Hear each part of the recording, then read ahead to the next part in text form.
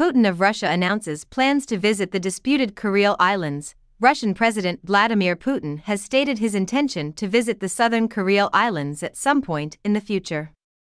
These islands have been the subject of a long-standing territorial dispute between Russia and Japan, dating back to the end of World War II. The two nations were unable to sign a peace treaty because the 4 islands off Hokkaido, Japan, were captured by the Soviet Union at the end of World War II and have stayed in Moscow's control ever since. The Japanese call these islands their northern territories. Kunashir Island, located in the southern Kurils, was brought up during a meeting with Putin in the Russian far eastern city of Khabarovsk on Thursday. Putin has stated that the islands should be developed for tourism.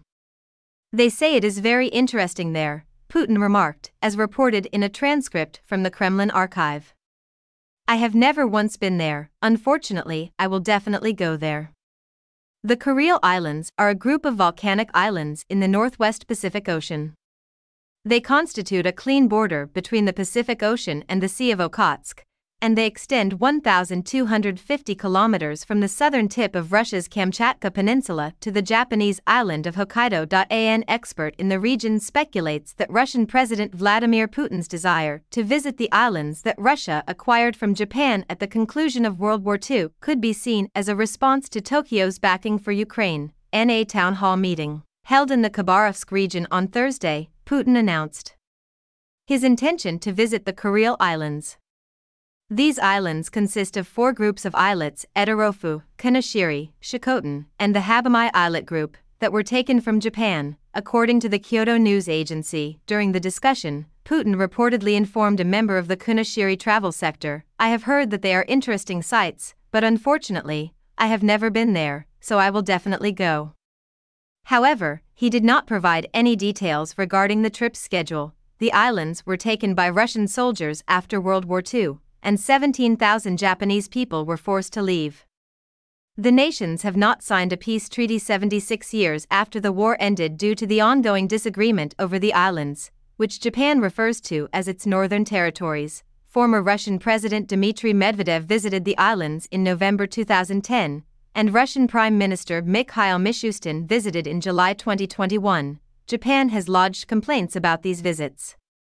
After Russia invaded Ukraine in February 2022, Tokyo imposed economic penalties on Moscow.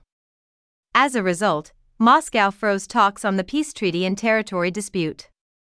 Russia has been looking for ways to hit back at Japan for its support of Ukraine, said James Brown, an international affairs expert at Temple University's Japan campus, in an email Friday. As per Brown's 2017 book, Japan, Russia, and Their Territorial Dispute, The Northern Delusion, this has involved halting peace treaty discussions, prohibiting the majority of visa-free travel by Japanese citizens to the contested islands, and imposing a restriction on Japanese seafood imports. "This is the context in which Putin's visit to the disputed islands should be seen," he stated. "It would be an intentional act of insult toward Japan." If Putin were to pay a visit to Tokyo, Brown predicted that the Japanese capital would strongly denounce him. As a sign of their opposition, they may also think about temporarily removing their ambassador from Moscow, he added. Some demonstrations might also take place close to the Russian embassy in Tokyo. Yoshimasa Hayashi, Chief Cabinet Secretary of Japan, recognized Putin's comments regarding the visit during a news conference on Friday. "The Japanese government will closely monitor developments and respond accordingly," Hayashi stated in Tokyo, adding that he would not comment on every statement made by Russian government officials. According to Hayashi, "The world order is being undermined by Russia's aggressiveness towards Ukraine. Our goal is to bring an end to Russia's aggression and establish a fair and permanent peace for Ukraine. To that end, we will maintain our strong support for Ukraine and impose sanctions on Russia," he stated. American New Zealander Paul Buchanan sees Putin's planned visit as part of a larger push to reassert Russia's imperial dominion. Friday, he said via email that this was in keeping with classic Russian geopolitical thinking, which aims to move Russian frontiers away from the motherland's center and create a buffer around it by extending the Russian perimeter.